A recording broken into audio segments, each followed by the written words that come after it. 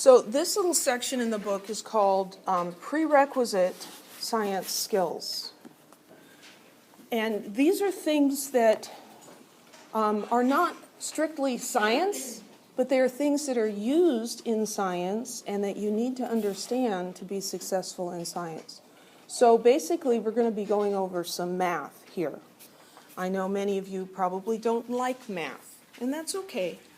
You can get through chemistry without liking math, but we do have to learn how to do some of it, okay? Very important in lecture to pay attention and start asking questions as soon as there's something that you don't understand. If you don't understand something, if you have a question, there's probably 10 to 20 other people who don't understand the same thing, but they're just not willing to interrupt me and ask the question. I love interruptions, okay? So feel free. So in science, we make a lot of measurements. That's part of the experiments, a part of the observations. We measure things. And we get numbers associated with this. So here's a measurement, 52.8. What's wrong with that? There's no units. 52.8 what? 52.8 pounds, grams, minutes, liters? We have no idea. That's like going to McDonald's and saying, I want 3. And they're going to say, 3 what? Do you want meal number 3? Or do you want 3 of something? Units. Units are really, really important. And so I'm just going to be on you about this the whole semester. Units have to be included. With the number, there is almost always a unit, and they need to be together. Even when you're just scribbling some work to yourself, the unit has to be there. Units can be your friend. They can help you by leading you to the correct answer. So 52.8 kilometers makes a lot more sense than just the number 52.8. Well, we have different kinds of numbers and measurements.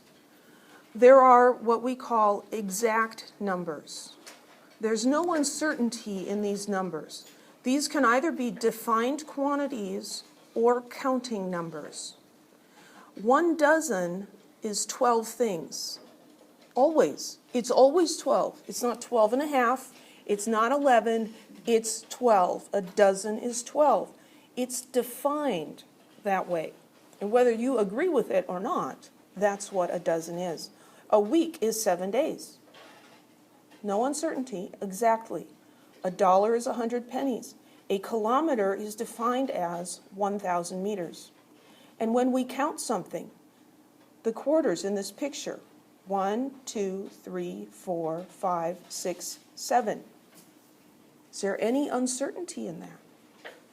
No, it's exactly 7. Can you think of another example of an exact number? A mole. Actually, that's not an exact number. A minute. A minute is how many what? 60 seconds. That's an exact number. Anything that's defined or counted. Now, what if you're counting the number of people in the United States? Would that be an exact number? No. Because by the time you finished counting, people would have been born and people would have died. So the whole counting thing, if you take it to an extreme, then it's no longer exact. But counting a reasonable number of things. If you counted 125 cars, would that be exact? Yeah. You can count 125 cars. A measurement is always going to be inexact. We cannot measure anything precisely. It's never exactly 1 foot long.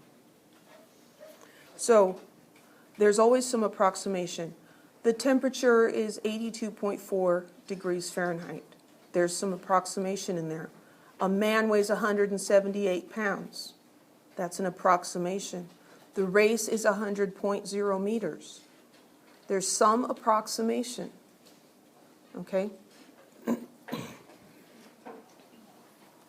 We have two words that we use, and it's really helpful to understand the difference between accuracy and precision. Accuracy talks about how close a measurement is to the accepted value. This in the yellow here is probably more helpful. Accurate is the same as correct. Is it the right value?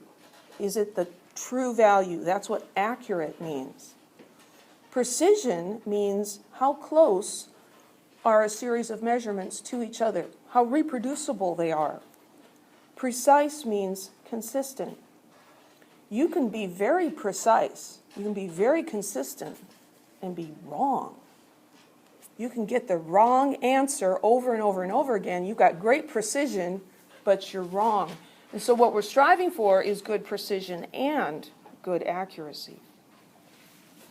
So here we've got the results of, let's say, a police cadet doing target practice. I have no idea why A is on the bottom. Isn't that silly? That's crazy. Anyway, we'll start with A down here. So this is these are his shots. We're assuming that he's aiming for the bullseye. And so these are kind of scattered around a little bit, and they're over here. And here in B, they're also a little bit scattered around, but now they're centered on the bullseye.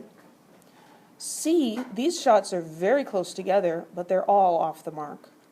And D, very close together and right on the mark. So which one of these is accurate and precise? D. And that's what you're going for. So D is accurate and precise. All the values, all the shots are close together, very consistent, and they're hitting the mark. They're accurate. They're correct. Which one is accurate but imprecise? B. We're getting close to the bullseye, but they're kind of scattered around. How about inaccurate but precise? C.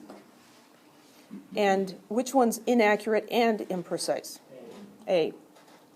Yeah, and whoever did this one is maybe not going to make it through the police academy because they've got some issues. Well, that's looking at target practice. What about looking at numbers? So here are 4 sets of masses weighing an object, and let's assume that the correct answer is 55.4. Oftentimes what a scientist will do is they'll make a measurement more than once. 3 is kind of a minimum, and then we'll look at the average. The average tells us, okay, where's the middle value of that? So which one of these would be accurate and precise? Accurate means that the average is close to this number. And I heard A. Yeah, so here the average is the same as the correct value, and when we look at these, there's just a little bit of difference in the tenths place. So A is accurate and precise. Let's jump down to number 4. Which one is inaccurate and imprecise? D. So here, this one, 54.8, that's pretty low. It's much lower than this, so it's not accurate. And we look at the scatter here, this one's up to 55.5 and down to 54.2, and they're kind of scattered around. It's harder to see that looking at numbers than it is looking at a target practice, which is why scientists often graph data so that you can see it better. So that's D. Number 2, accurate but imprecise. C. Letter C, the average came out right, but the values are scattered. This one's really low, this one's really high, but overall the average came out. So this one's accurate, but it's not very precise. It's kind of sloppy. And then what's number 3? It must be B. That's the only one left. So here we've got close agreement. We've got 55.0, and this is 0.1 less and 0.2 less. These are very close together, but the average is wrong. So, good job being precise, but you missed. Any questions about accuracy and precision? So every measurement has some error associated with it.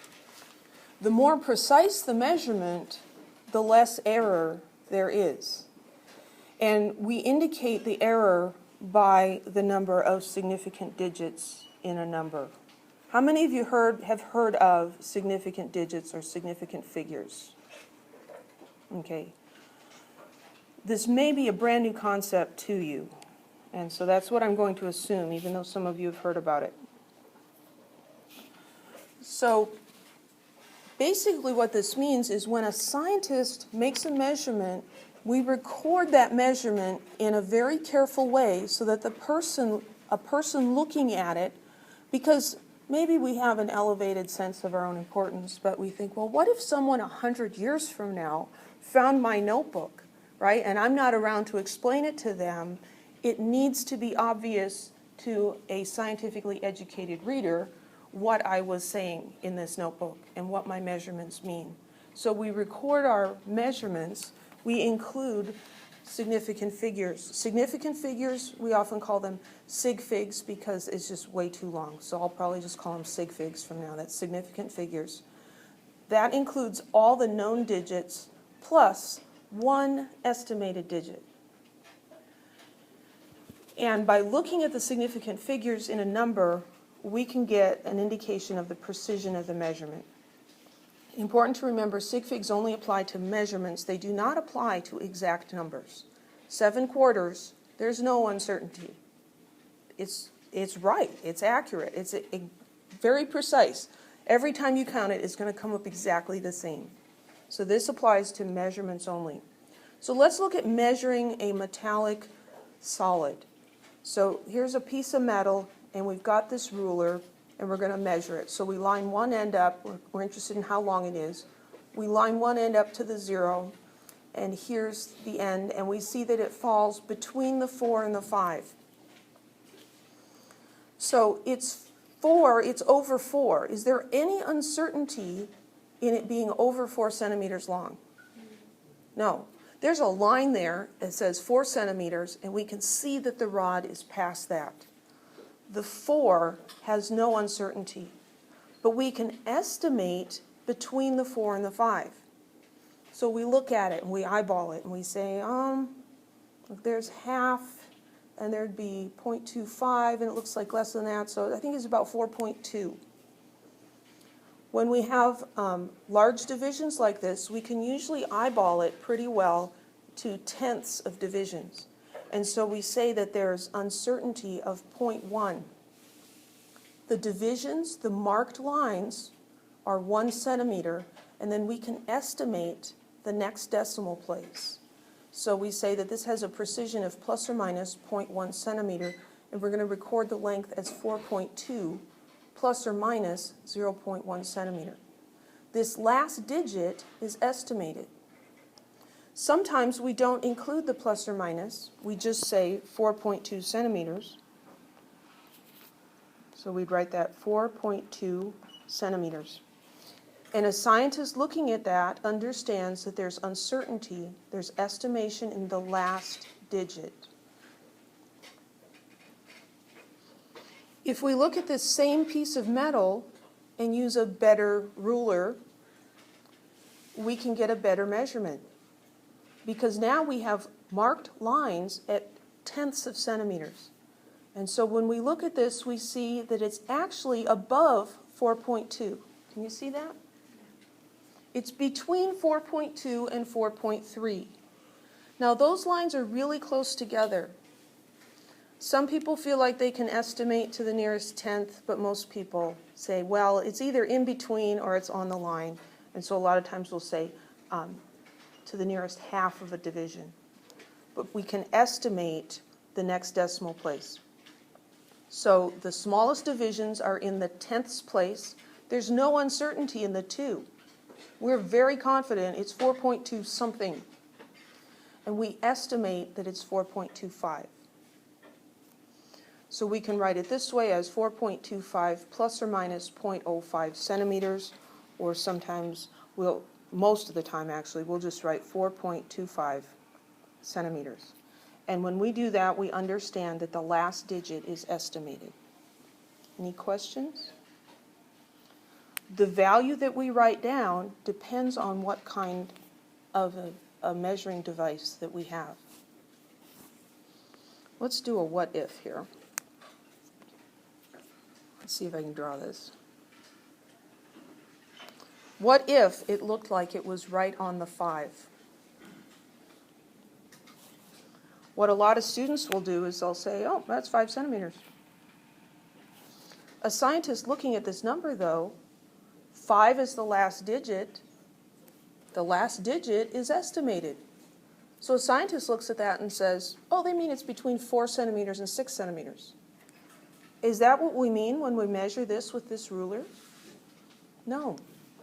That's not the correct way to record that. It would be 5.00 centimeters. Because we can see that it is between 5.0 and 5.1. It's 5, and it looks like it's right on the line. And so we add a second 0 there because these marked lines are tenths. So this place right here has marked lines. We read between the lines and we estimate the next decimal place. So we'll get some practice with this.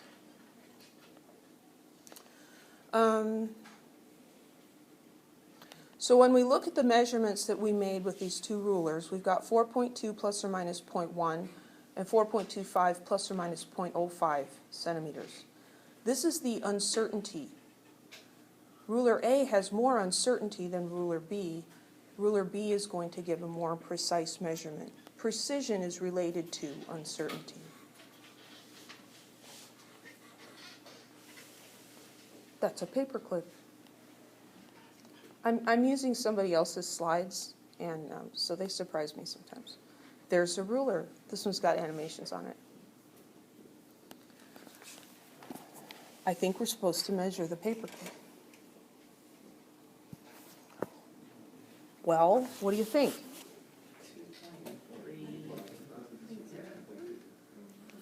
So it's obviously 2 something, right? 2 point. So I heard 2.3. That looks reasonable. Is that 0.3 certain or uncertain? It's uncertain. It's estimated. There's no point in estimating anything past that. We're already guessing at the 3. That's important because our guess there is some information, and we want to keep all the information we can, then we have to put a unit on this. 2.3 centimeters. The 3 is uncertain. Students often have a hard time knowing how many decimal places should I record for this particular measurement. You look at the device. What's the smallest division? 1 centimeter. So 1 centimeter is certain. The next decimal place is the estimation. So whatever the division is, you go 1 decimal place further over. There's another paperclip. Different ruler. So now this is still 2, and it looks like 0.3, right? It's right on that line. Do we say 2.3? No, because that would imply that we're not certain about the 3. We're very certain about the 3. We have a line. It's right there on the line. We're going to go 1 decimal place further. It's right on the line. And so we're going to put a 0, 2.30 centimeters. And that communicates to the person reading this measurement that the hundredths place was estimated. The tenths place was certain. Is that making sense? Because this is one of those subjects that's just kind of hard to grasp when you hear it for the first time. Sometimes it's still kind of hard the third time too, but it's important to get this, okay? Otherwise, significant figures become this very strange, not so fun game that the chemistry instructor insists that you learn how to play. Let's practice making some other measurements. We have different types of glassware in the chemistry lab. And they're useful for different purposes, but we need to recognize how we would record measurements with them. So here we have water in a beaker, and the beaker has markings at 10 millimeters. And so if we're going to record the volume of this water, how are we going to record it? It's 20-something, right? Maybe 27? 27 milliliters. The lines are in the tens place. Each line represents 10. So the 2 is certain. The next decimal place is where we're estimating. We're estimating the ones. We're not sure that it's 7. And two people looking at this beaker may come up with two different answers. You might have an argument. I think it's 28. I think it's 26. There's estimation there. Graduated cylinder, these individual markings are in milliliters. So here's 27 and 28 and 29. Now how do we record that volume? So I hear 28.1. Always write the unit, milliliter. It is obviously over 28. It's between 28 and 29. Each mark is 1 milliliter, the ones place. So there's no uncertainty in the ones place. We always include one estimated digit. It's the next decimal place over. Is this making sense? Here's a burette. This is 28. That's 29. So each of these lines represents 1/10 of a milliliter, right? So now how would we record the volume there? So 28, I heard 28.30 milliliters. To me, it looks like that's a little above this line, but this is 28.123. But that might be your estimation, and so that's okay. Each of these is in the 10ths place. The 0.3, there's no estimation. We're including the next place over. Okay? So we look at the smallest divisions on a measuring device, and what do those represent? The tens, then we go to the ones place. Tenths, then we go to hundredths. If it was hundredths, then we'd estimate the thousandths place. 3 thermometers. No, I shouldn't do that yet. So here's 20, and up here is 30. And there's 1, 2, 3, 4, 5, 6, 7, 8, 9, 10. So each of these is what? 1 degree. So then this is 21, and we have to estimate a decimal place, so maybe 0.2. So 21.2. The last digit is uncertain. When we talk about significant figures, we're including all the certain digits and one uncertain digit.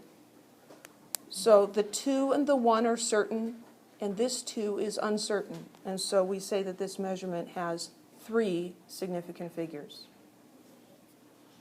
What about this thermometer? How would we record this value? 22.0, because we've got the same divisions here, ones, and so we need to estimate in the 10ths place. So 22.0, the 0 is uncertain. So how many significant figures does 22.0 have? 3. We include all the certain digits and one uncertain digit. So that's got 3. How about this ruler? Essentially it's a ruler. This thermometer over here. It looks like it's 22.10. This one says they estimated 22.11. The smallest lines are in the 10ths place. I have a question. Yes?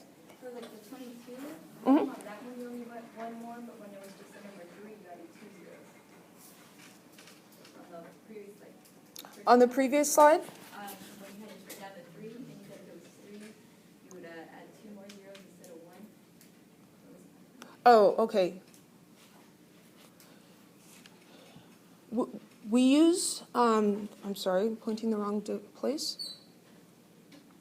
We use the smallest divisions to tell us what place to estimate.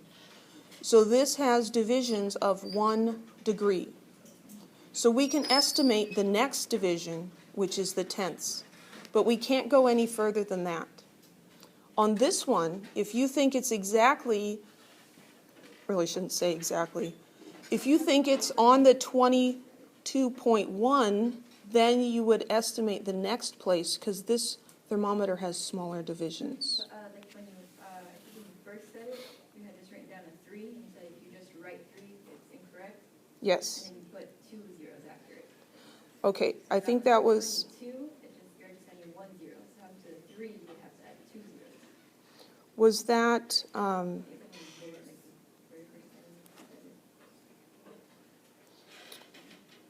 was that this one where I extended the bar? Yeah, I think I did it on this one with 5. Let's see, that's okay. I think what I said is if you write 5 centimeters, that would be wrong. And your question is, why did I put 2 zeros? It's an excellent question. Just took me a while to figure out what you were asking. So I'm looking at the divisions here. The divisions are 0.1. Okay, so I've got centimeters and 0.1, and those are certain, and then I need to estimate another decimal place. So I am saying that this is right on 5. So 5.0 is not an estimation. But I'm saying it's on 5, and it's not just a little above, it's not just a little below. And that's where you really have to be able to look at the divisions. When it's right on a number, that's what really gives students trouble. Like, it's 5. Just write 5. No, but scientists don't do it that way.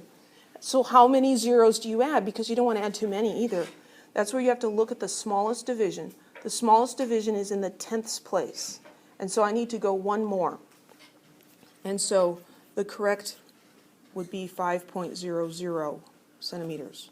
Now, what if we did it on this ruler up here and made it look like it was right on the 5? This would be 5.0. Because here the smallest divisions are 1s. So I need to estimate the next place, which would be tenths. So I'd call that 5.0. Does that help? Okay. Anybody else? It's a really important point. Okay. And just to remind you, you can torture yourself with this all over again on YouTube. You could even torture your friends if you wish. So 22.11, how many significant figures would we say that 22.11 has? 4. So that's got 4 significant figures. So that's how we make the measurement and record it. Now we need to learn how to look at someone else's measurements and figure out how many significant figures there are. It's the zeros that cause problems. Non-zero digits, that would be 1, 2, 3, 4, 5, 6, 7, 8, 9. We never write those unless we mean them, right? So any non-zero digit, we count that. It's the zeros. The zeros give us trouble. So we count all the numbers except these, leading zeros. So if you think of this as a train, or like how you read left to right. These are zeros that become at the beginning of a number. We do not count those as significant digits. Is this really implying a measurement? Not really. We use those zeros to hold the decimal place. They're important, but they're not considered significant figures. If I had measured something and it was, I actually need a pen to write with. I do that all the time.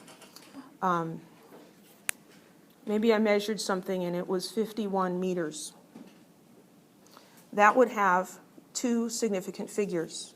If I put a couple of zeros in front of it, would it change the measurement? No. It looks silly, doesn't it? But I could put 3 zeros. Those zeros are not giving us any information about measurement.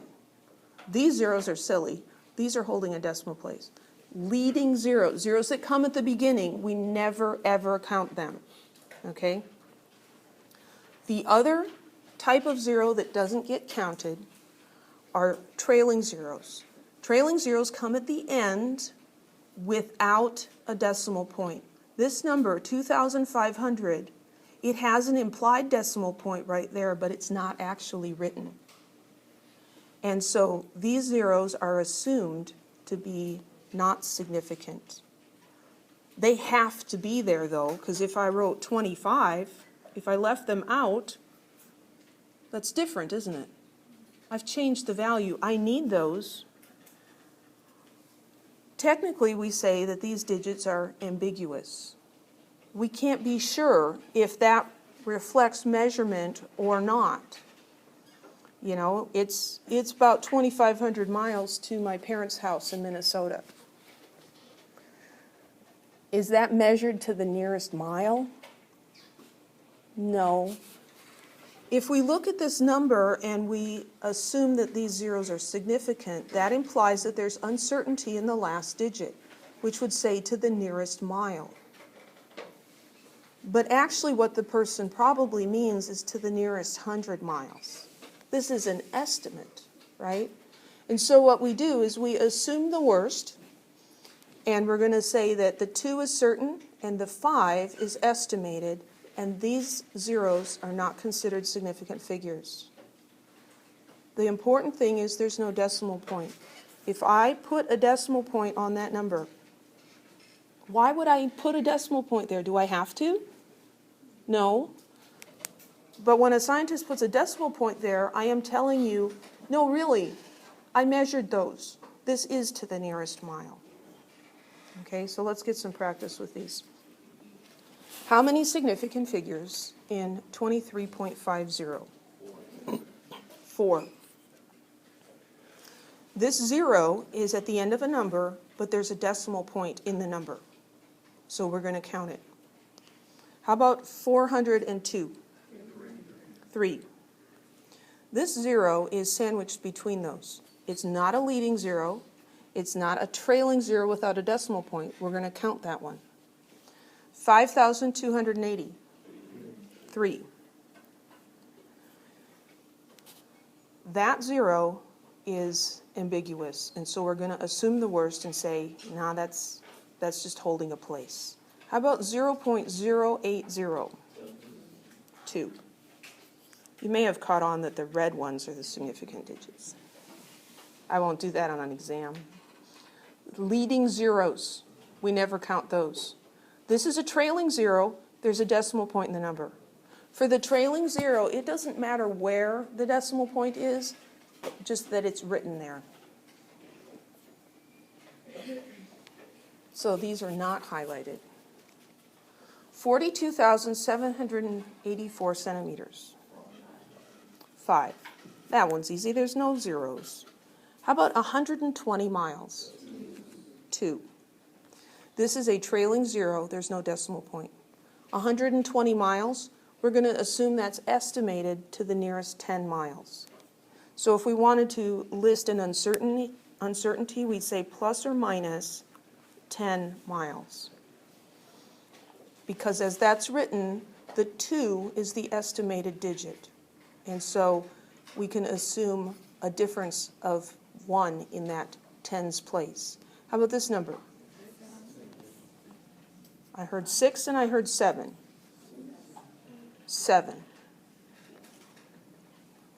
1, 2, 3, 4, 5, 6, 7. It's 7.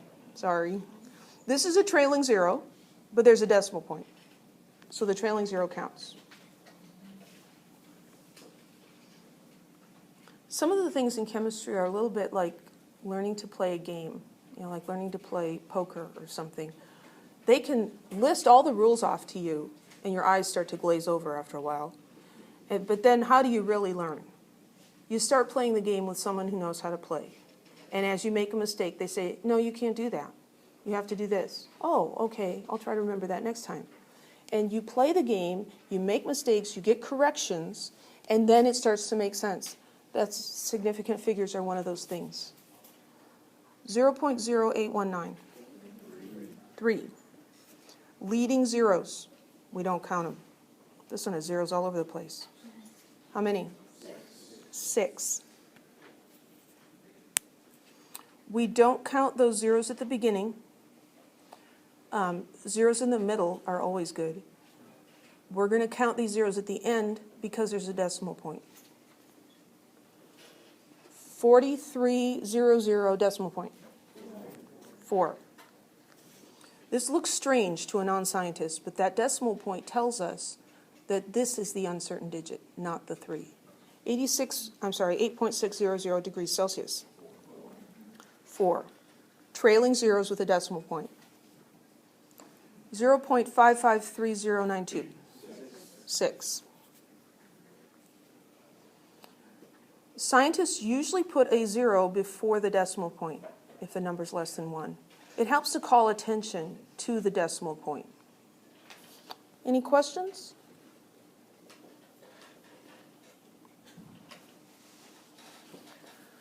When we make a measurement, all the numbers that get recorded are significant. But when we do calculations, we often generate non-significant digits, and we need to learn how to get rid of them. We get rid of them by rounding off numbers. Really important, you never round a measurement. I've got students trying to do that in my 1A lab. There's a digital balance, and it gives you 4 decimal places, and they just write down 2. Like, why did you only write down 2? Well, I didn't think we needed all of them. I just rounded it off. We're throwing information away. We always record all the digits in a measurement. But you take that measurement and do a calculation on it, your calculator does not understand what a significant figure is. It just does the math. So there are rules for rounding off numbers. And these are most likely the same as the rules you learned in elementary school. If the digit you're dropping is less than 5, you just drop everything out. We call that, at least I think of that, as rounding down. You round down. If the first non-significant digit is greater than or equal to 5, you increase the last significant digit by 1 and drop all the non-significant digits. That's rounding up.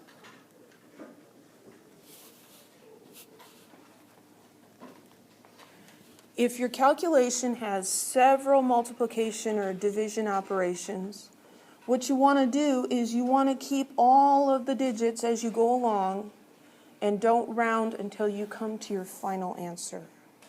So you don't round as you go along. You round when you get to the end. Okay? So some examples. The calculator is showing us this number, but we know that we should only have 3 significant figures. So 3 significant figures would be the 1, the 2, and the 8. A lot of times what we'll do is we will underline the last significant figure. That's the estimated digit. To round this to the 10th place, we're going to look at the next digit, the 4. And based on the size of that digit, we'll either round up or round down. What we're looking at, is this number closer to 12.8 or is it closer to 12.9? It's closer to 12.8. This digit is a 4, and so we're just going to drop it all and we're going to record our answer as 12.8. That has 3 significant figures. If your calculator gave you 12.856239 and you need to round to 3 significant figures, there's the 3rd significant figure place, and we're looking at this number, the 5. 5 or greater rounds up. And so this will be recorded as 12.9 because it's closer to 12.9. Does that make sense? You don't need to start at the far right end and round all the way back up. Okay, occasionally I have somebody doing that. They're very enthusiastic, right? It's a waste of time and sometimes gets you the wrong answer too. Just keep it simple. The first digit that we're dropping, 5 or greater, round up, less than 5, round down. So round the measurement 183 milliliters to 2 significant figures. Well, 2 significant figures is the 1 and the 8. So the rules say we look at this digit, it's less, and so we cut it off. Is 18 milliliters a good answer? No, because it was actually 183 milliliters. When we round a number, we do not change the value of it significantly. It should still be really close to the original number. 18 milliliters is only about 10% of that. We don't want to change the value, the magnitude of the number by rounding it. And so what we need to do is we need to put a placeholder 0 in there and call this 180 milliliters. This does have 2 significant figures, the 1 and the 8. That 0 is a trailing 0 with no decimal point. That is just holding a place. Okay, so I have some kids, actually there's 6 of them, believe it or not. And some of them are still in elementary school, and they bring home homework, and they're learning how to round. And it'll say round to the tens place, round to the nearest 10. That's what we're doing here. We're looking at where's the last significant figure. I want to keep 2. The last significant figure is in the tens place. I'm going to round to the nearest 10. I'm not just going to chop off numbers, but I'm rounding to the nearest 10. So is this closer to 180 or 190? It's closer to 180. So I'm just going to tell you this is a common error that students make. Watch out for it. How about this number? 48,457 grams needs to be rounded to 2 significant figures. Well, we want to keep the 4 and the 8, and we're getting rid of this 4. We can't just cut those guys off. We look at this 4 and say, okay, that's under 5. This is closer to 48,000 than 49,000, and so we just replace those digits with placeholder zeros. Okay, does that make sense? Here we're rounding to the nearest 1,000. You did this in elementary school. Maybe you repressed that part of your life, but you did. I know you did. It's one of those things they make you learn. We don't want to round this off to 48 grams. Because if you think that 48 grams is a good way to round that off, I have some business transactions I'd like to do with you, right? You know, you're selling your house for $148,297. Let's just round that off to $15 and I'll buy it from you. Would that be good? Be good for me. Be good for me, but not for you, right? So we need to be careful when we round numbers that they're still mostly the same number. So let's round 4.1278 to 3 sig figs.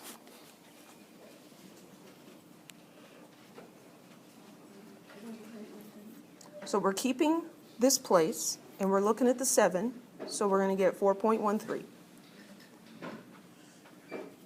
And if one of these doesn't make sense, please interrupt me and let me know.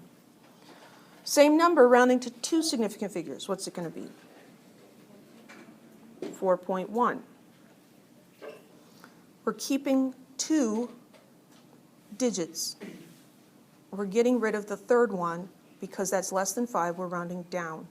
How about rounding this number to 3?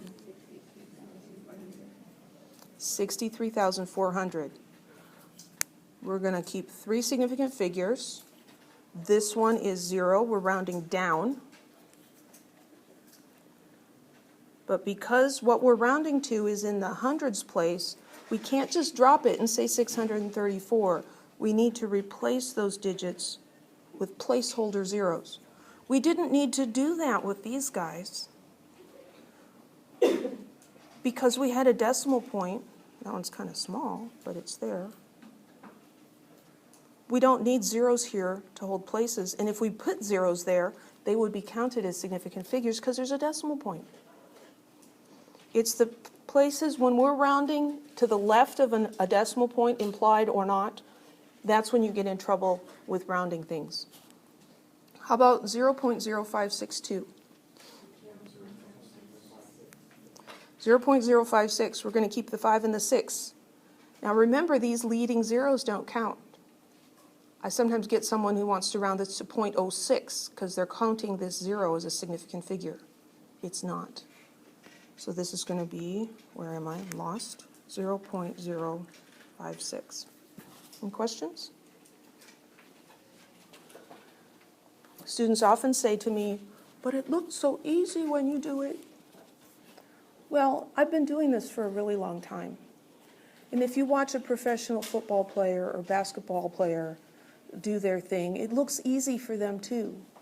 But if you go out and try to throw a 50-yard pass to a guy, a moving target, like, wow, that's really hard.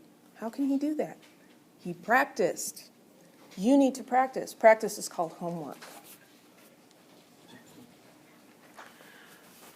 When we add or subtract measurements, we have one set of rules for figuring out what to do with the answer. Remember I said when we use a calculator and we do a calculation, we can end up with crazy significant figures. And so this is where we're going to learn what to do with those. We're going to start with adding and subtracting. So here is the written out rule. The answer is limited by the value with the most uncertainty, or the fewest significant places. That doesn't tend to make a lot of sense to students. So let's look at an example. So here we have 3 numbers that we're adding, and we're going to stack them up and pretend that we're going to do this by hand, okay? Actually, what we're going to do is we're going to add it on the calculator and put the number down here, because sometimes your brain makes mistakes when it does addition, right? Because it's been a while since you had to do it that way. But then we're going to look at what's going on here. How much uncertainty does 114.3 have? Remember we talked about plus or minus. It's plus or minus 1 in the last digit. So this one would be,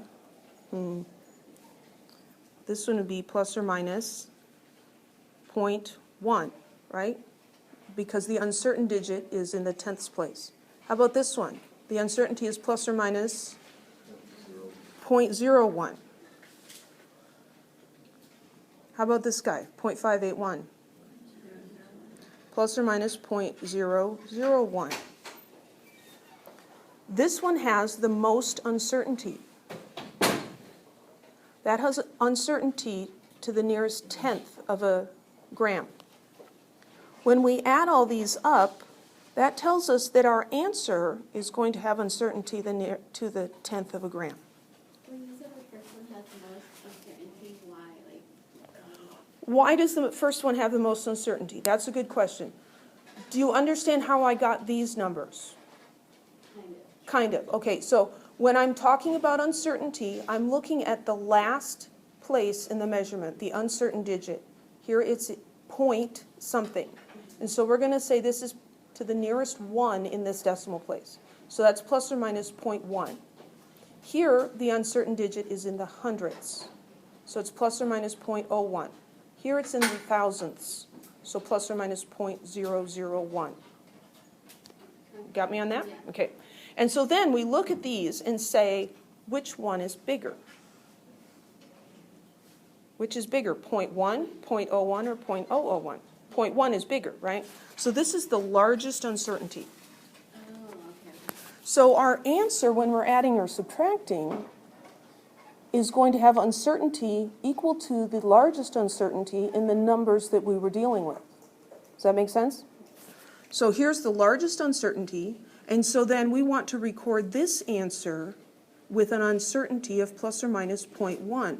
So we're going to include the 0.6, but the 3 and the 1 don't matter. They're not considered significant. So then our correct answer would be 115.6 grams.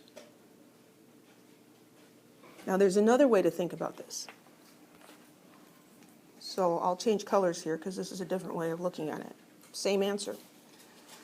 I'm going to underline the uncertain digit in each of these. The way this is recorded means that we estimated the 0.3. And in 0.75, we estimated the 5. And in 0.581, we estimated the 1. We are not sure about those measurements. So let's think about adding this up. We are adding 1 to, what's in there? Do we know? We have no idea what that number is. How about the thousandths place in the first number? Do we know anything about it? No. So when we add something we don't know to something we don't know to a number 1 that we're uncertain of, we end up with 1. Are we certain of that 1? No. There's a lot of uncertainty about that. We are not at all sure. That's definitely an estimated digit, right?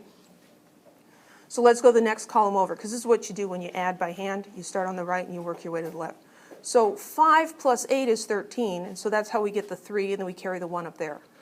The 5 has uncertainty in it. And this digit, again, we are completely clueless about. So an uncertain 5 plus a certain 8 gives us 13, but are we sure about that 3? No, that 3 is estimated, okay, uncertain. Here we've got an estimated 3, and a 7 that we're sure of, and a 5 that we're sure of, plus that carried over 10. And so we're going to get 16 here. Are we certain of this 6? No, because one of the digits that we used to get the 6 was uncertain. If any of the digits in this column are uncertain, then the total is uncertain. Does that make sense? So this is uncertain. Over here, we are certain of the 4 and the 0 and the 0. There was a carried over 1, that's why this becomes 5. Is there any uncertainty in the 5? No. No. How about in the tens place or the hundreds place? There's no uncertainty, right? So then we look at this number that we've got, 115 point, the 6, the 3, and the 1 are all uncertain. But in a measurement, we just keep one uncertain digit, right? So we're going to keep the first uncertain digit, and we're going to drop the rest of them. And so that's a different way of thinking about how we come up with the same correct answer.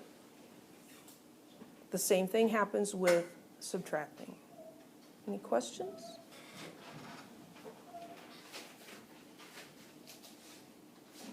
When we multiply and divide, there's a different set of rules for figuring out how many significant figures to keep.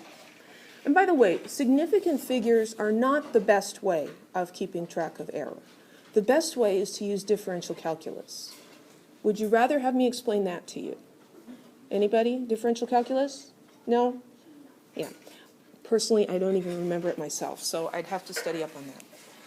So this may seem weird and confusing, but it's, once you work through it, if you can learn how to play a board game, you can learn how to do this, okay? It just requires some practice. So slightly different set of rules for multiplying and dividing. So here's the confusing statement. The answer is limited by the value with the fewest significant figures. Okay, what does that mean? Well, if we're multiplying these two measurements, we do it on the calculator, we come up with this value, the units multiply so we get centimeters squared. What we're going to do is we're going to look at how many significant figures are there in 7.28. 3.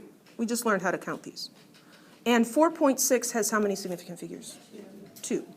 This is the hard part. Which number is smaller, 2 or 3? 2 is smaller, right? 2 is smaller than 3. And if you need some help with that, I'll talk to you after class.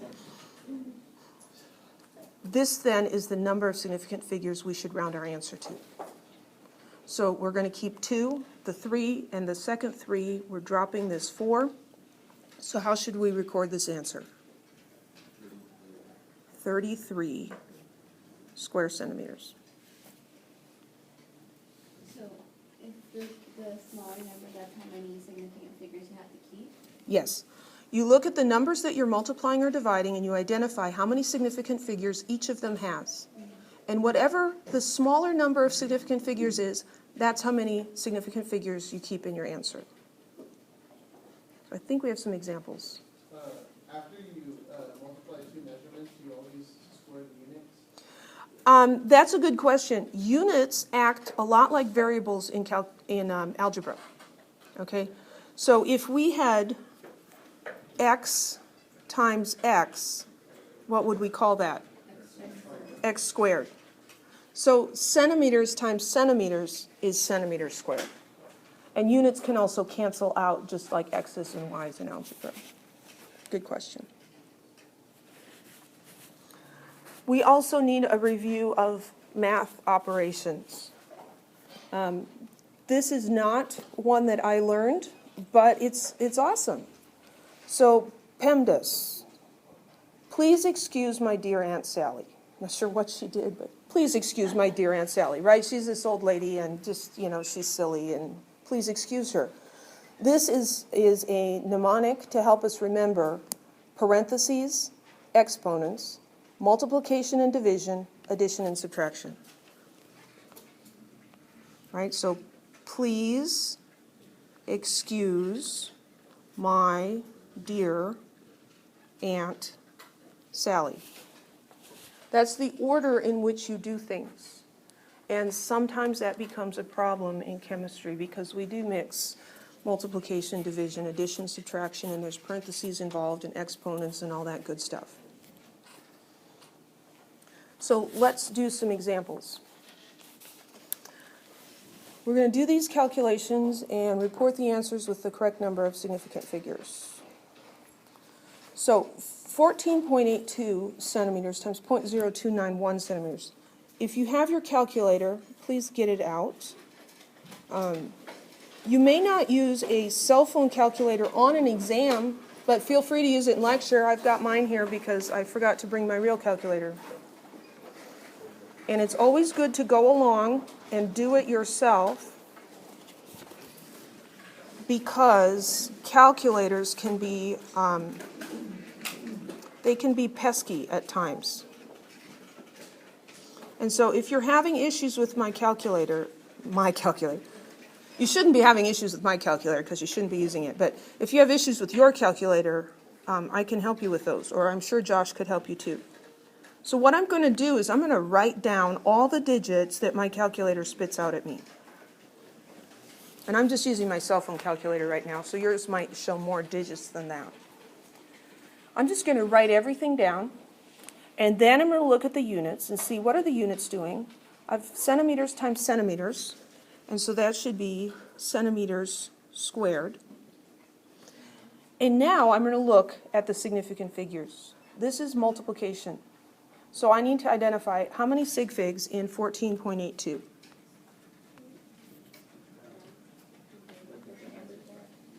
Yeah, I don't think that answer's right either. Okay, so that happens, right? It's like, why are they so quiet? 14.82 times, yeah, that doesn't make any sense at all, does it? Oh, 291. Yeah, okay. I just did that to see if you were paying attention. No, I screw up on a regular basis, and that's not even my first screw up today. So, yeah, when I do that, just yell out, hey, wait a minute.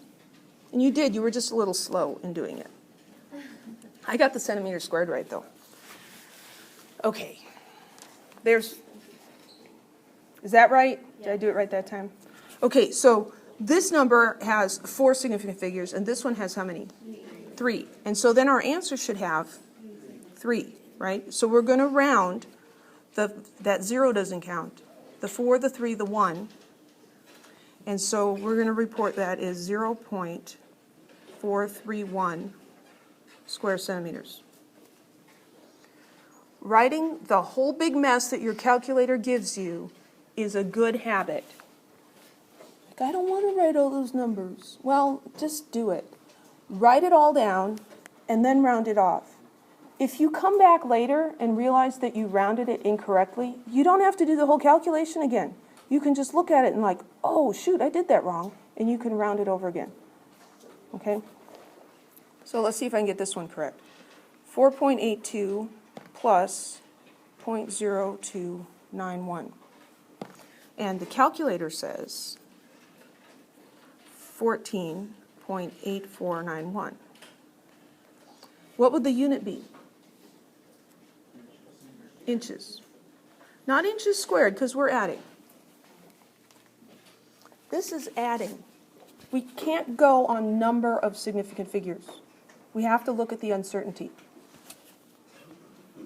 So 14.82 has uncertainty in the second decimal place, the hundredths, I'm sorry. And this one has it way over here. Which has the greater uncertainty? The 14.82. There's uncertainty in the hundredths place. So then our answer also has uncertainty in the hundredths place. And so that's where we're going to round it off. And the next digit is 9, so we're going to round up and call this 14.85 inches. You okay with that? I see some puzzled looks. Can anyone formulate a question for me? So when my son was in calculus, his first year in college, he's like, Mom, because he wants to be a college chemistry professor. I don't know where he gets such a crazy idea. He says, Mom, the teacher asked us if we had any questions. And I think that wasn't a very good question for her to ask, because I had lots of questions, but I was so confused I couldn't even ask a question. So does anyone have questions, but you can't even formulate the question? Anyone just confused? Nobody's willing to admit it. That's okay. Okay, so there's that answer. Next one, 5.3020 divided by 360 equals.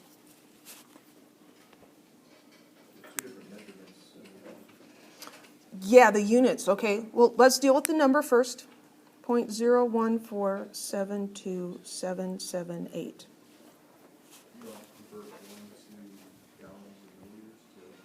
No. What we can do with units, G is gram, and ml is milliliter. One measures mass, one measures volume. And so we can't just convert them without knowing what this is about. But we can treat the units like variables in algebra and just carry them over. And so this is something grams divided by something milliliters, and so then the units end up being grams over milliliters. They didn't cancel out. We couldn't combine them in any way, so they just come along. But good question. This is division. This is division. So we go with number of significant figures. How many sig figs in that first number? 5. This trailing 0 counts because there's a decimal point. How about 360 milliliters? 2. Trailing 0, no decimal point. We have to assume that that's just placeholding.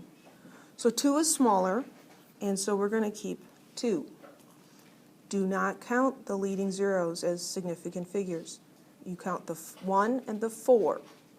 The next digit is 7, so we round up, and this is 0.015 grams per milliliter. Okay, yes? So you can always determine the amount of significant figures in the answer by the part of the problem that has the least amount of significant figures? For multiplying and dividing, that's what you can do. You look at the number that you're multiplying or dividing, and you can have lots of multiplication and division all mixed up together. You look at which of those numbers has the smallest number of significant figures, and that limits what your answer is. Adding and subtracting is different. And then what's really fun is when you get adding and subtracting and multiplication and division all rolled together. Yes? I have a question. Mm-hmm. So earlier you said that you never rounded measurement. Does that change when the measurement is being either added or some other line over it? That's a good question. I said you never round a measurement. And here we are not rounding the measurements, but we're doing math operations on the measurements. And so when we do a math operation and we come up with a number, we want to record that to accurately show the precision with which the measurements were made. Because when we're adding these two numbers, there was uncertainty in the hundredths place. And so the fact that we have this 1 out here, that really doesn't matter because we're uncertain of this digit. And so we don't want to be able to do math and all of a sudden make it look like we've got this really precise number when really it wasn't. So let's say, what would be a good example?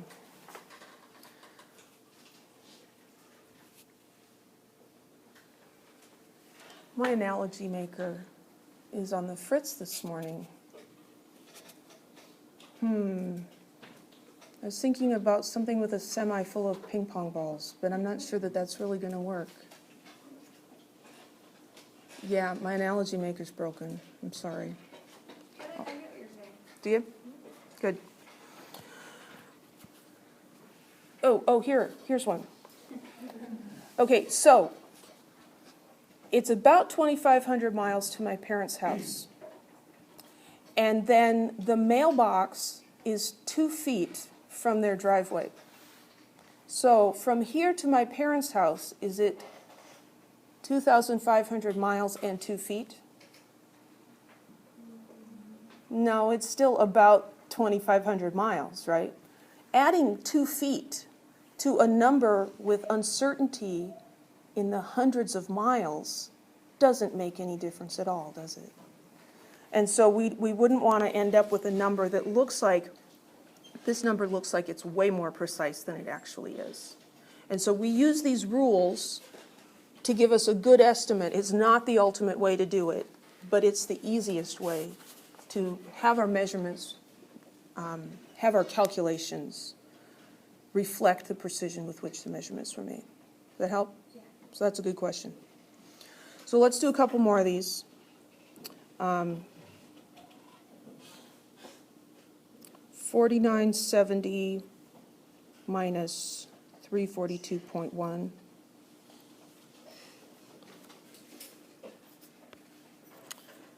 So my calculator is showing me 4627.9. When you're adding or subtracting, the units do need to be the same because you can't add apples to oranges and come up with, what would you come up with? So these are the same, so that's liters. And then where are we going to round this? This is subtracting. Subtracting and adding use the same rule. Where's the uncertainty in 4,970 liters? I hear in the ones place. Well, is this 0 considered a significant figure? No, because there's no decimal point. So we can't count him. So it must be the 7. So that would be the tens place, right? And in 342.1, which is the uncertain digit? 1. The 1. And so there's uncertainty there. So this has uncertainty in the tens place. So we're going to round our answer to the tens place. Because this was measured to the nearest 10 liters. And so we can't do this subtraction and imply that it's measured to the nearest tenth of a liter. That would be very misleading. And so we're going to call this 4630 liters. We have to put this placeholder 0 in there so that we don't change the magnitude of the number. We don't want to change it to 400 because it was 4,000. Is everybody okay with that one?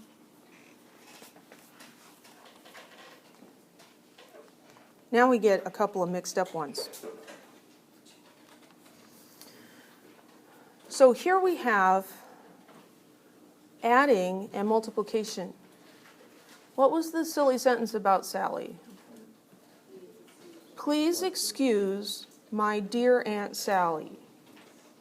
Parentheses, exponents, multiplication, division, addition, subtraction. So do we multiply these two numbers first? Yeah. We multiply those first. A lot of your calculators do understand order of operation, but we need to think about it when we do the significant figures. So I'm going to multiply those, and then I'm going to actually write that number down, just as a little note to myself, 688.33108. And then I add 2.5, and so my result is 690.83108. This example has no units, so there's no units to write down. Did I get the right answer that time? Cool. When we're mixing addition and subtraction with multiplication division, we have to look at each type of operation separately. And that's why I wrote this number down. This came from multiplying these two numbers. We need to identify where the uncertain digit is in this number. We don't want to round it off yet, but we need to identify. So this one has 4 significant figures, and this one has 4. So this result has 4, right? 688.3. The uncertainty is in the tenths place. You see what I did there? Can you say that again? Yes, I can say that again. This number has 4 sig figs, and this number has 4 sig figs. With me on that? 4 and 4, they're both the smallest, it's 4. So if I was just recording this multiplication, I would have to round here to 4 significant figures. I underlined that just as a mental note. Well, actually, it's a physical note, isn't it? It's written down. Is it physical when it's just something displayed on the screen? Or is that not physical? When you write it on the paper, it's physical. Is that physical? Yeah. Okay. We'll collectively agree that it is physical. So it's not just a mental note. It's actually a physical note I wrote to myself. That there's the uncertain digit. Because I need to know where that uncertain digit is when I do the adding. 2.5 has uncertainty in the tenths place. This number has uncertainty in the tenths place. They have uncertainty in the same place. So my answer should have uncertainty in the tenths place. Does that make sense? So I'm going to round that off. 690.8. It does have 4 significant figures, but not directly because these two do. This one only has 2 significant figures. When we've got mixed operations, you can't just look at the numbers and identify the number of significant figures in the answer. You actually have to look at the intermediate values and see what they're doing. So let's do this one on the bottom. Are we going to do the dividing first or the subtracting? Divide. Dear Aunt Sally. Subtracting is Sally, that's last. So we're going to take 4.221 divided by 0.3195. I'm going to press the equal sign and just write down what that is. I'm going to switch colors so that they don't all just run together like they so often do. 13.2112676. If that was my final answer, how many significant figures should I report? Division says I look at the number of sig figs in this one, which is how many? 4, and this one has 4, so this one should have 4. So I'm gonna do the 1, the 3, the 2, and the 1. So the hundredths place is where the uncertainty lies. You okay with me on that? You with me? I'm going to subtract this number from 68.9. I screwed up. I was trying to be fancy and I messed up. Did you say 68.9? 68.7. You'll find I have this unique ability to write one thing and say something else, and I don't know. I have a screw loose. I'll just tell you that right now. So feel free to laugh at me. 55.4887324. Did I do that right? Did I get it right? Okay. We got this number by taking 68.7 and subtracting this. Where's the uncertainty in the 68.7? In the 7. The tenths place, the first decimal place. And the uncertainty in this number is in the hundredths. This is 0.01 uncertainty. This is 0.1. 0.1 uncertainty is greater, and so my answer will have uncertainty of 0.1, which is, I'm sorry, I zoomed in too far, and that's why everything got really, really tiny down there. And so I'm going to report that as 55.5. And the train agrees with me. I rounded the 4 up because the next digit was an 8. Any questions?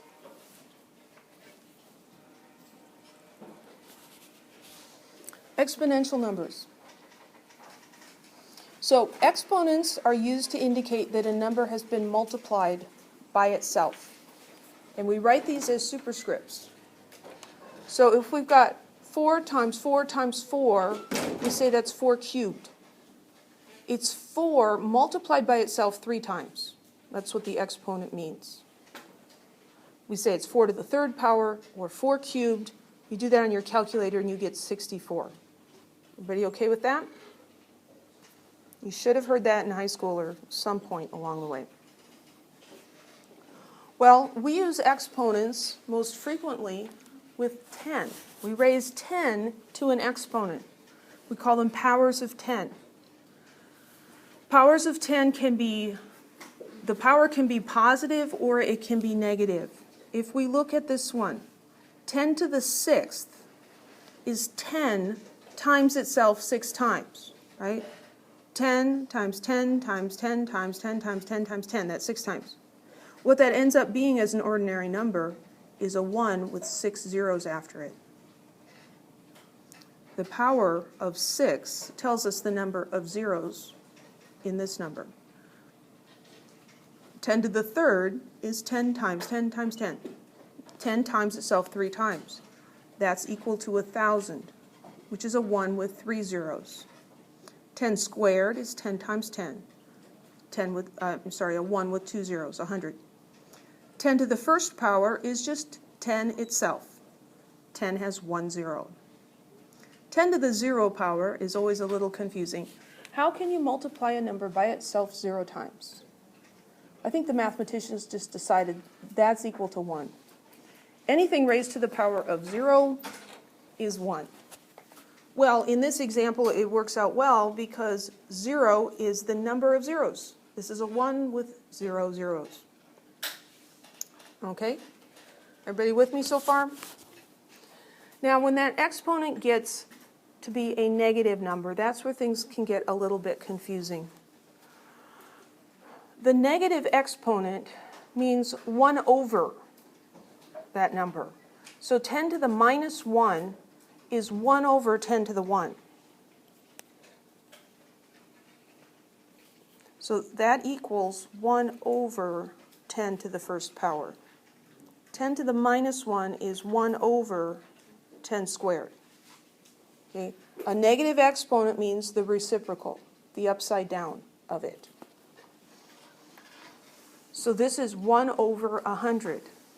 You do that on your calculator and you get 0.01. We would say this is 1/10, right? That's the tenths place. 0.1 is 1/10. 0.01 is 1/100th. This is 1/1000th. This is 1/1,000,000th. Okay, so that's what powers of 10 mean. Any questions? In science, we often end up with really big numbers or really small numbers. And to avoid confusion and also to allow our calculators to do something with them, we use what's called scientific notation. Scientific notation uses powers of 10. Basically, we're just factoring powers of 10 out of a really big number or a really small number to make it a manageable size. And so this is the form for scientific notation. This part's called the coefficient. It's going to have one digit that's not 0 and a decimal point, and then it may or may not have other digits after it. But this will always be between between 1 and 10. And then it's times 10 raised to a power, which we just discussed what those mean. So, putting a number into scientific notation. We'll go through the rules. They may not make sense, and then we'll do examples, and hopefully it'll be clearer. You put the decimal point after the first non-zero digit, and then you write down any remaining significant digits. If you have non-significant zeros, you leave those off. Then we're going to look at how many places did we move the decimal point when we did that. Every time we move the decimal point, it's a power of 10. Now this is the way most people think of it. A power of 10 indicates, a positive power of 10 indicates that the decimal moves to the left. A negative power of 10 indicates that the decimal moves to the right. This is an example of, there's got to be a name for this, but you have these two things that are correlated. Positive and left, negative and right. Personally, I find things like that hard to remember. It's so easy to get them backwards. So that just doesn't work for me. Positive power of 10 means that it was a big number. A negative power of 10 means it was a small number. And you may say, well, you're just replacing left and right with big and small. How does that help? I have positive feelings about a large paycheck. Can you remember that? Do you have positive feelings about a large paycheck? And how do you feel about a small paycheck? Negative. So let's look at this number. Is that a big number? Yeah. I don't think I could even say, once we get past like quadrillion, things get a little muddy, right, with the names of those things. So we're not even going to try. This is the kind of number that we put into scientific notation. Anytime you can't just look at it and immediately see how many zeros are in it, scientific notation is better. So what we want to do is we want to put the decimal point after the 2. We're going to just put the decimal point after the first non-zero digit. So I'm going to put 2 point, and then I'm going to write the remaining significant digits. Now the 6 and the 8 are significant, right? What about all those zeros? Those are trailing zeros with no decimal point. I'm not going to write them down. 2.68 times 10, and the power, I'm going to have to count. This one is so huge, I'm going to count by 3s at first. So 3, 6, 9, 12, 15, 18, oh my goodness, 21, 22. I moved the decimal point over 22 places. You with me on that? So the exponent is 22. And then we decide, is it positive or negative? We look at that number. Is that a big number? That's a big number. How do I feel about big paychecks? I feel positive. So it's a positive exponent. So 2.68 times 10 to the 22nd power, that many number of atoms.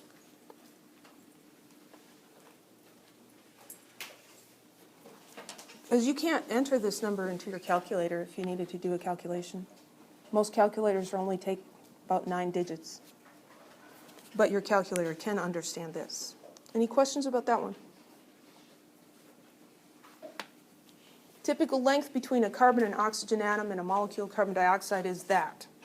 What's the length expressed in scientific notation? By the way, these are examples of word problems. How many of you detest word problems? Yeah. How many of you strongly dislike word problems? There's some more in there. Okay.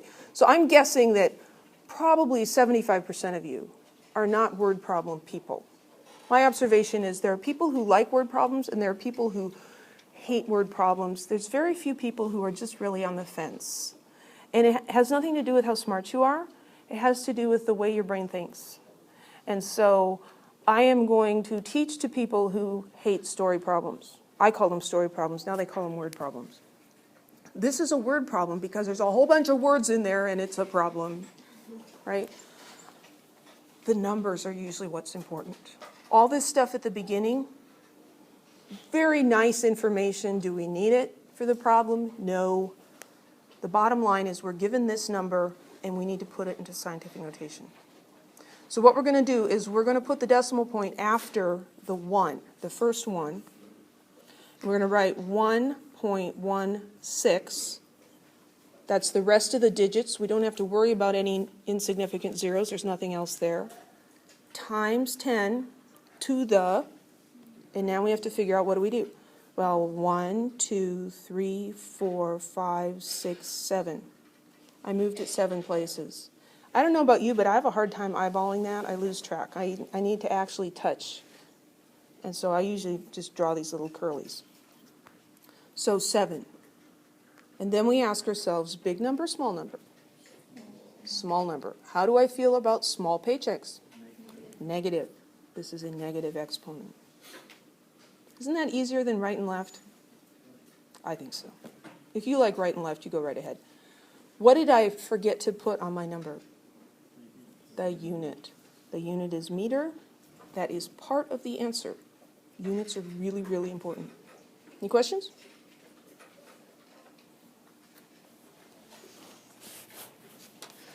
These are examples of scientific notation. And it looks to me like we're supposed to do something here, doesn't it? But there's no statement of what we're supposed to do. Well, the second two are in scientific notation already, but let's put the first two in scientific notation. I don't remember what we're supposed to do here. But that first one, 2,400,000 micrograms. How would we write that in scientific notation? 2.4 times 10 to the 6 micrograms. The decimal point was originally here. It wasn't written, but we understand it was there, and I moved it 3 places, 6 places. You always go after the first non-zero digit. That digit before the decimal point has to be something other than 0. How about the second one?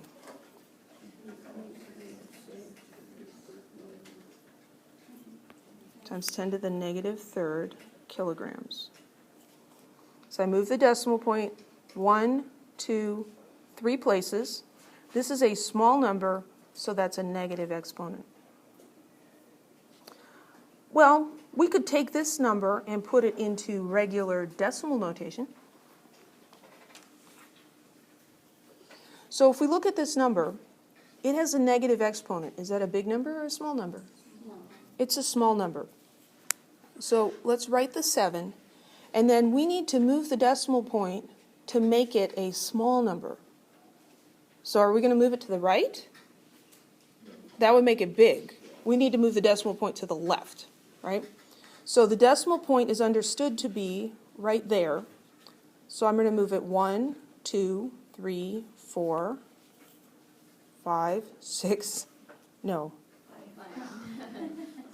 I got carried away. I was seeing 7 and, see, 1, 2, 3, 4, one more, 5. There's the decimal point. And then I need to fill that in with zeros. And I always put a 0 before my decimal point just to call attention to it, because sometimes they get a little bit small and they get lost.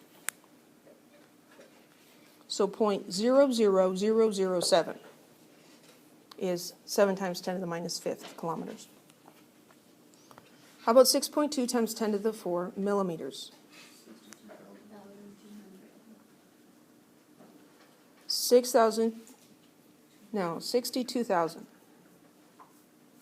millimeters. Because the decimal point was here, and I move it 1, 2, 3, 4 places. I'm not going to put it there. I'm not going to write it because I don't want to imply that these zeros are significant when they're not. But I would write my answer as 62,000 millimeters. Any questions?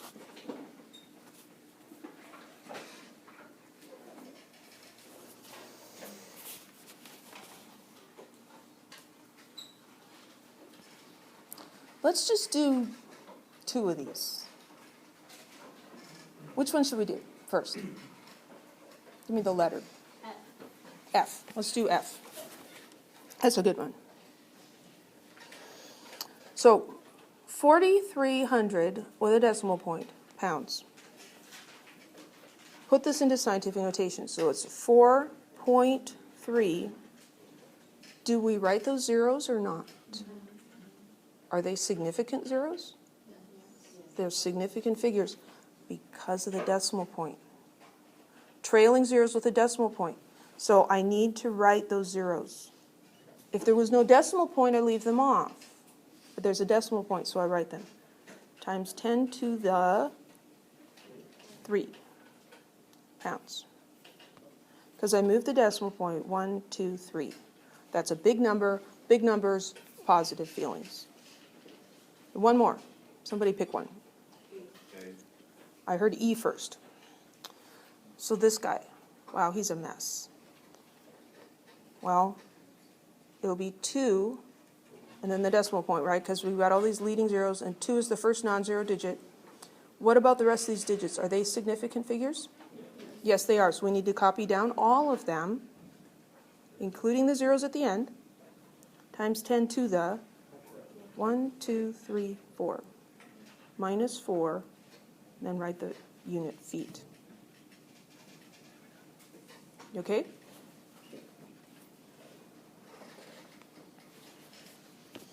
Again, we're not going to do all of these. Pick one. D. 6.03 times 10 to the minus third grams. Negative exponent tells us we're going to have to move the decimal point to make this number smaller. So 6.03, the decimal point was here. I'm going to move it 1, 2, 3 places. I'm going to put the decimal point there, and I'm going to fill in here with zeros, and I'm going to put the unit gram. And then I'm going to double check. I move it 1, 2, 3 places to get back there. And then, you know, if this is your answer, then you're going to erase your little scribbles. One more. E? 8. 8. Okay, so we need to move the decimal point 2 places. Positive exponent. We're going to move the decimal point in a way to make this number look bigger. We want 5.390 to look like a bigger number. So I'm writing with an eraser. One of these days I'll learn that that does not work. So the decimal point was here. I'm going to move it 1, 2 places. I'm going to put it right there.